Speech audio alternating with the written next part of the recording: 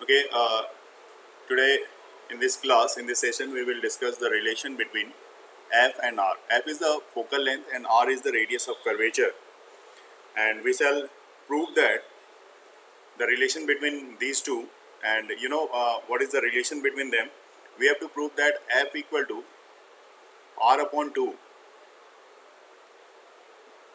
This relation we have to find in concave mirror and as well as for convex mirror. For both mirror, we have to find the relation between F equal to R by 2. This is the concave mirror, as you see here.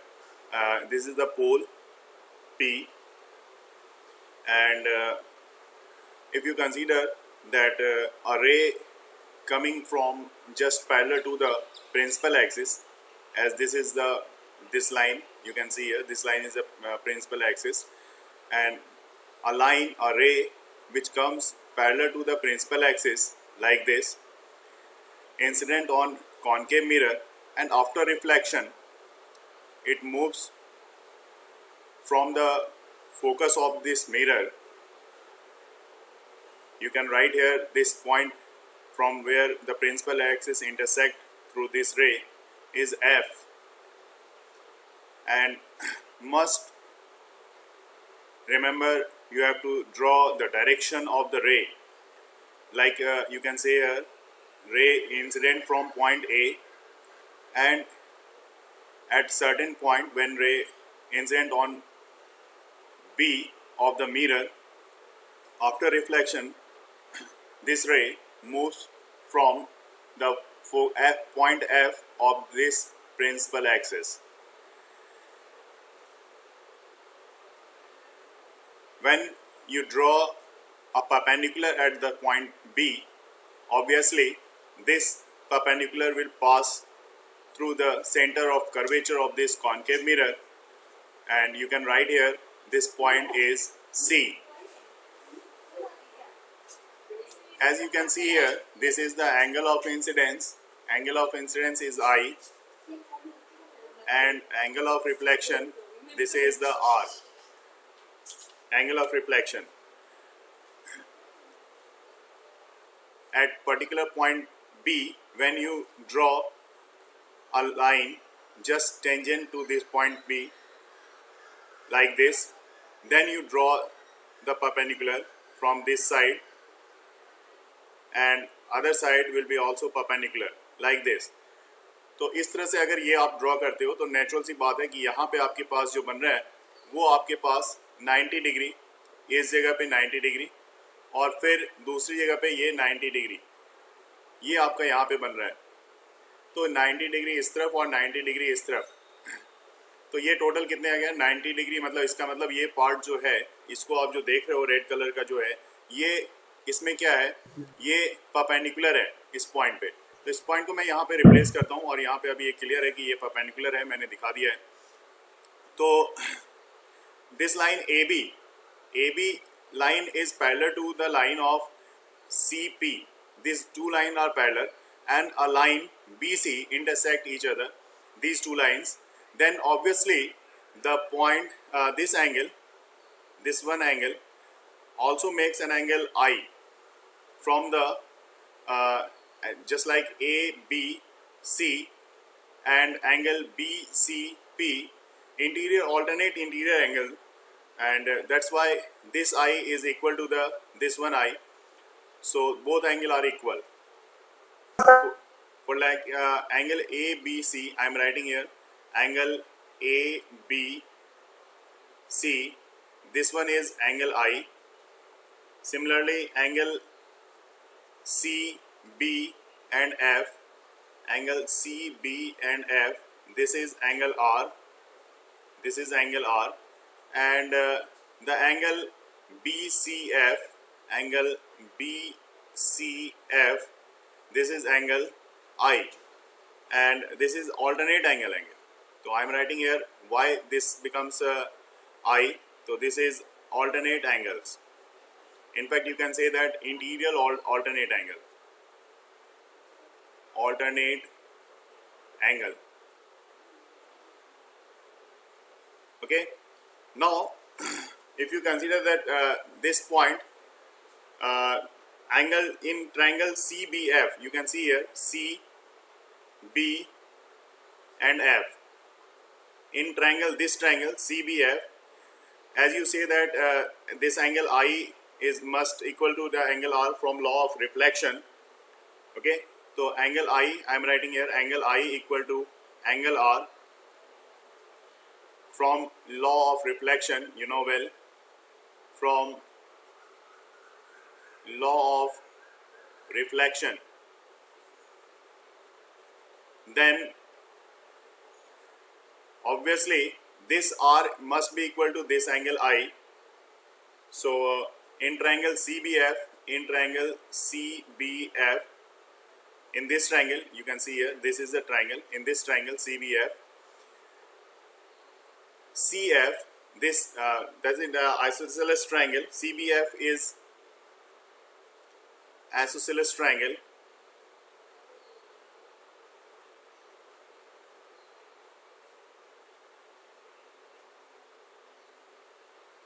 Okay, CBF is isosceles triangle. So CF, this point CF, this line CF must be equal to the FB. CF is equal to FB. Okay, and CF, there is also some condition we are taking in this diagram. Since the aperture of the mirror is small, if aperture is small, then point B, this point B is close to the point P, and in this case the FB must be equal to FP. It should be clear. I am writing here regarding this diagram, okay, since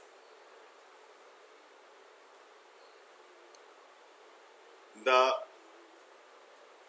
aperture of the mirror is small,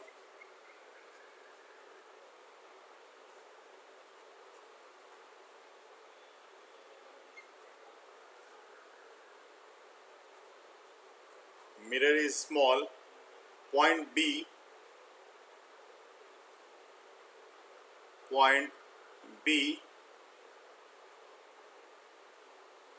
is close to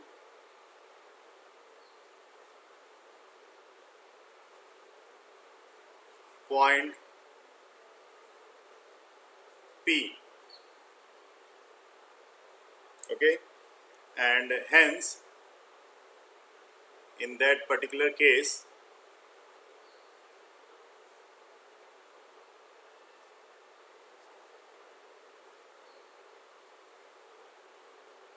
FB equal to FP. अब ये चीज़ आप समझ लो यहाँ पे कि अगर ये point, अगर मिरर काफ़ी छोटा होता है, ये जो आप गैप देख रहे हो, मिरर काफ़ी छोटा होता है, इतना छोटा सा मिरर होता है, तो ऑब्वियस सी बात है ये जो आप प्रिंसिपल एक्सिस देख रहे हो, प्रिंसिपल एक्सिस और इसके साथ जो रे आ रही है, ये पॉइंट, दोनों ही पॉइंट काफ़ी क्लोज होते हैं, तब एक ही पॉइंट को इसको कंसिडर किया जाता है। और उस केस में आप जो जिसकी बात मैं यहाँ पे कर रहा हूँ, FB must be equal to FP, ऐसा होता है।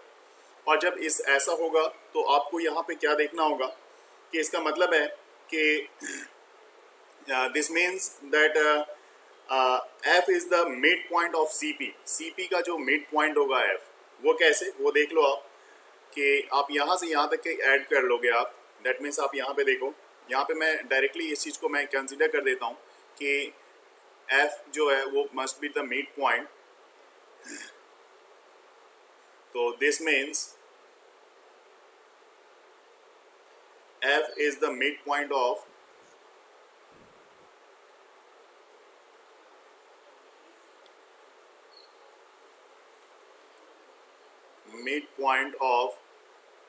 CP। ये F जो है मिड पॉइंट होगा CP का। तो आप अब यहाँ पे मिड पॉइंट कैसे होगा इस चीज़ को समझ लो आप, क्योंकि CP, total CP, the distance of total CP you can see from here कि how to relate the relation F equal to R by 2. तो obviously CP is equal to CF plus FP.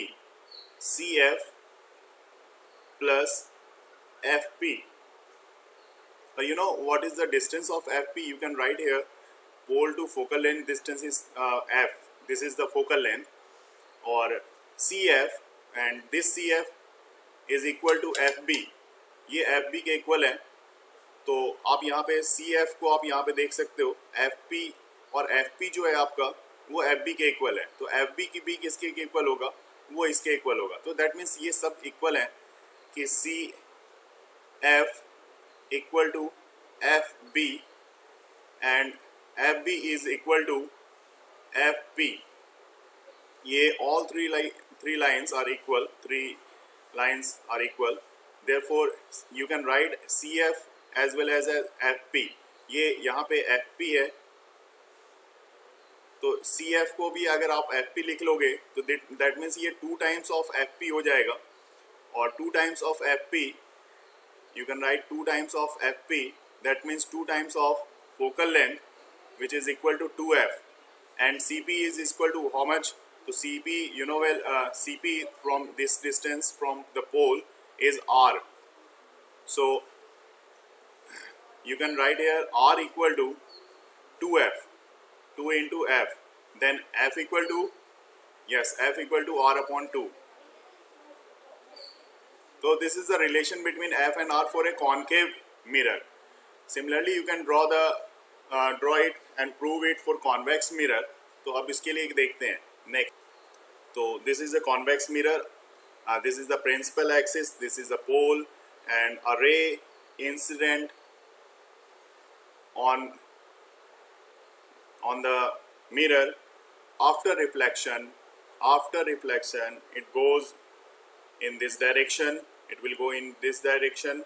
और रे reflection के बाद आपको direction देना बहुत important है. मैं हमेशा बोल रहा हूँ, you must assign the direction at this point. After reflection it goes in this direction. You can mention here just like a ray incident from point A, and at the point of B, ray incident on point B of this convex mirror, and it goes towards the direction and B to E. Okay.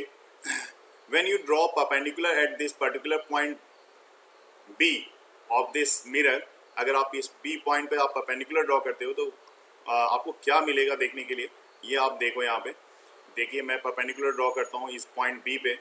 तो जो point B पे आप perpendicular draw कर रहे हो, तो उसके कारण आपको जिस पॉइंट पे ये जो लाइन आगे जाके ज्वाइन हो रही है, तो ये ज्वाइन होगी आपको C पे, which is centre of curvature. जी हाँ, ये जो लाइन आपको यहाँ पे ज्वाइन हो रही है, ये आपका इस मिरर का सेंटर ऑफ कर्वेचर है. इवन आप जब प्रोड्यूस करोगे इसको बैक साइड में, जो पॉइंट आप E देख रहे हो, तो मैं आप इस पॉइंट को, जो पॉइंट आप E देख रहे हो इस B से E की डायरेक्शन में जा रहा है, इसको आप बैक साइड में अगर आप प्रोड्यूस करते हो, तो ये बैक साइड में प्रोड्यूस करने पे ये वर्चुअल प्रोडक्शन होगी. यहाँ पे अगर देखा जाए तो जिस पॉइंट पे ये मिल रहा है वो इसका फोकस होगा. जी हाँ, ये इसका आपका फोकस होगा. यहाँ पे आपके पास इसके लिए फोकस हो गया ये. ठीक है. अब angle of incidence, angle of reflection, ये सारी चीज़ों को आपको यहाँ पे देखना है. तो मैं आपको बता दूं कि क्या क्या एंगल ऑफ इंसिडेंस हैं. तो ये आपका ये क्या है, ये एक तरह का नॉर्मल है. यहाँ पे आपके पास बनेगा angle of incidence I, and ये बनेगा angle of reflection R. Okay. ये incident, angle of incident, angle of reflection. और आप देखो यहाँ पे आपको एक चीज़ क्लियर हो जाएगी यहाँ पे कि आप जो देख रहे हो ये जो R बन रहा है, आप ध्यान से देखा जाए, आप अगर फोकस करोगे तो आपको पता लग जाएगा. देखो ये जो B से लेके F तक ये लाइन गई हुई है, और ये नॉर्मल जो है ये वर्टिकली अपोजिट एंगल को यहाँ पे रिप्रेजेंट करने की कोशिश कर रहे हैं. यहाँ पे आप वर्टिकली अपोजिट एंगल, कौन सा एंगल? NBE. ठीक है. और ये जो है यहाँ पे मैं लिख रहा हूँ, यहाँ पे देखो आप एंगल के बारे में मैं लिख रहा हूँ NBE. ये angle, this must be equal to FBC. और NBE जो है वो R है. तो ये दोनों ही एंगल जो हैं यहाँ पे, this one is equal to R. तो ये R एंगल को रिप्रेजेंट कर रहा है. आपको यहाँ पे क्लियर हो जाना चाहिए. इवन यहाँ पे आप जब देख रहे हो ABN जो है ये किसके इक्वल होगा? ये इस एंगल के इक्वल होगा. यहाँ पे I बनेगा, और ये एंगल आपको बताएगा, जी हाँ, ये कॉरस्पॉन्डिंग एंगल है एक तरह का, तो कॉरस्पॉन्डिंग एंगल को ये बताएगा। तो यहाँ दोनों ही एंगल के बारे में मैं लिख देता हूँ। पहला वाला जो एंगल लिखा है मैंने, तो वर्टिकली अपोजिट एंगल, ठीक है, तो यहाँ पे वर्टिकली अपोजिट एंगल, एक तो ये वर्टिकली अपोजिट एंगल है। दूसरी एंगल की बात मैं कर लूँ आपके साथ यहाँ पे, कोई कौन सा एंगल है वो उसकी बात कर लेते हैं। दूसरा एंगल जैसे कि मैंने यहाँ पे दिखाया है, आप देखो यहाँ पे जो कॉरस्पॉन्डिंग एंगल की बात मैं कर रहा हूँ ए बी एन, तो angle A B N, this angle is equal to angle B C F, B C F, ये एंगल के इक्वल है जो कि आई है, ठीक है। और ये एंगल जो है ये कॉरस्पॉन्डिंग एंगल को बताता है।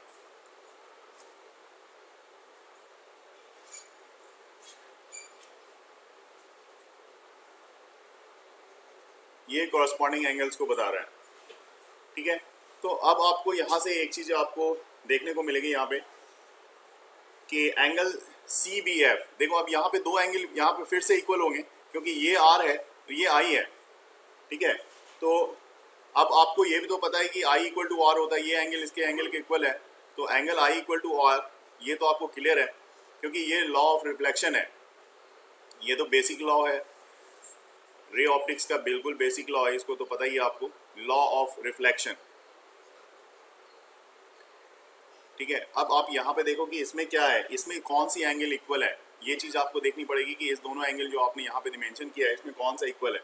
तो मैं यहाँ आपको बता दूँ, देखिए ये जो आपका है सी बी एफ, यहाँ पे भी देख लो, आप फिगर में भी देखो सी बी एफ, मतलब ये एंगल इस तरह से ये गई हुई है और ये वाली एंगल जो आर आप यहाँ पे देखने को मिल रहा है, तो C B F angle C B F, this must be equal to angle B C F, B C, देखो यहाँ से बी सी और एफ, ये वाले एंगल इसके इक्वल है, ठीक है। तो यहाँ पे इसके वो मैं कर रहा हूँ एंगल बी सी एफ, और ये आई इक्वल टू आर, जैसा कि यहाँ पे हमने देखा था वही चीज़ है, सेम चीज़ है यहाँ पे। और अब ऐसे केस में जो ट्रायंगल है, triangle C B F, therefore triangle C B F, ये फिर से आपका क्या हो जाएगा, इज आइसोसेलेस ट्रायंगल, ये आइसोसेलेस ट्रायंगल हो जाएगा। और ऐसे केस में जो आपका सी एफ है, देखो यहाँ से सी से लेके एफ की जो डिस्टेंस है इस एंगल के सामने की ये वाली साइड, तो वो क्या है, सी एफ है। तो यहाँ पे उस एंगल के सामने की साइड आप सी एफ लिख दो। सी एफ किसके इक्वल होगा, तो इस एंगल के सामने की साइड ये वाली साइड है, मतलब एफ बी के इक्वल है। तो इसको आप कह सकते हो कि ये this one is equal to F B. अब आइसोसेलेस ट्रायंगल है तो दो साइड तो इक्वल होंगे ही होंगे, तो ये दो साइड है यहाँ पे इक्वल है। अब वही केस जो ऊपर वाले के कंडीशन में हमने अप्लाई किया था, तो सेम केस यहाँ पे फिर से मैं अप्लाई करना चाहूँगा कि since the aperture of the mirror is small, आप डायग्राम में देखो यहाँ पे अगर इसमें भी एपर्चर को काफ़ी छोटा कर दिया जाए तो पॉइंट बी जो है वो पी के काफ़ी क्लोज होगी, और ऐसे केस में एफ से डिस्टेंस देखा जाए एफ बी और एफ पी का डिस्टेंस वो इक्वल होगा। तो यहाँ पे फिर से उसी चीज़ को मैं कंसिडर कर देता हूँ यहाँ पे कि सेंस, ये नोट करने वाली बात है, मार्केबल बात है, यहाँ पे नोट में इसलिए लिख देता हूँ, यहाँ पे नोट बना के मैं लिख रहा हूँ, सिंस द एपर्चर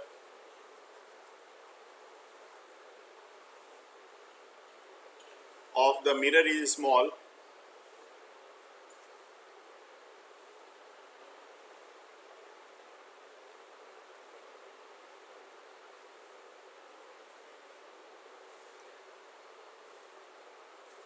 तो ऐसे केस में जो पॉइंट P है, डायग्राम में आपने देख चुके हो आप, तो point B is close to point P,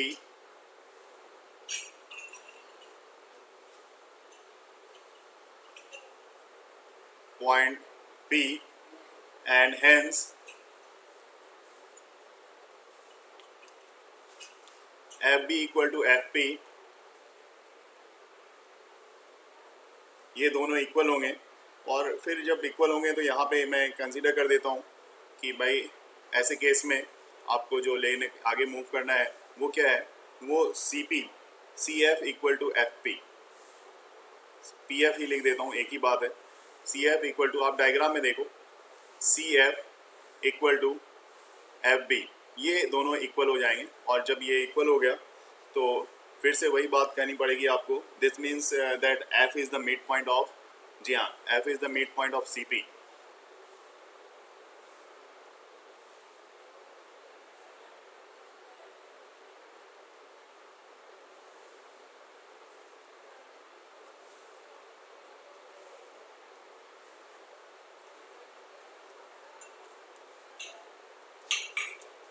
और ये F, ये CP के बीच का मिड पॉइंट हो गया। तो आप अब FP इक्वल टू आप डायरेक्ट लिख सकते हो, FP इक्वल टू, यहाँ पे मैं डायरेक्ट लिखूंगा हाफ PC, ये हाफ PC के इक्वल लिख दिया मैंने। तो F इक्वल टू आपके पास R/2, जो रिलेशन मैं यहाँ दिखाना चाह रहा था, तो F इक्वल टू R/2, ये रिलेशन यहाँ पे आपके पास प्रूफ हो जाता है। लेकिन ये आपके पास कॉन्वेक्स मिरर के लिए है, और इससे पहले वाला मैंने कॉनकेव मिरर के लिए प्रूफ किया था। तो दोनों ही यहाँ पे आपके पास रिलेशन है, आप यहाँ पे देख सकते हो बड़े आसानी से। और इसका मतलब ये बात क्लियर हो गई कि focal length of a convex mirror is equal to the half the radius curvature of the mirror, and note the both F and R are negative for a concave mirror and positive for a convex mirror। ये markable बात है। मैं फिर से यहाँ पे इस बात को यहाँ पे रिपीट कर रहा हूँ कि इस चीज़ को आपको यहाँ पे मैं नोट भी लिखा देता हूँ, आपको आपके पास रहेगा ये नोट, ध्यान से देखना है आपको कि ये देखो मैं बड़े से नोट में यहाँ पे लिख रहा हूँ। आपको नोट क्या करना है आपको कि both F and R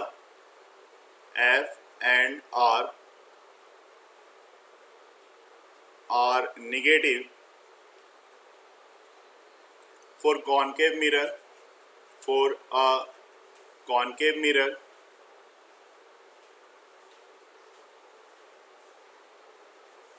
okay, और एंड पॉजिटिव, और यही सेम चीज़ जो है, निगेटिव तो कॉनकेव मिरर के लिए है, और अगर पॉजिटिव हो गया तो +4 किसके लिए हो जाएगा, तो ये पॉजिटिव हो जाएगा आपके लिए फॉर कॉन्वेक्स मिरर।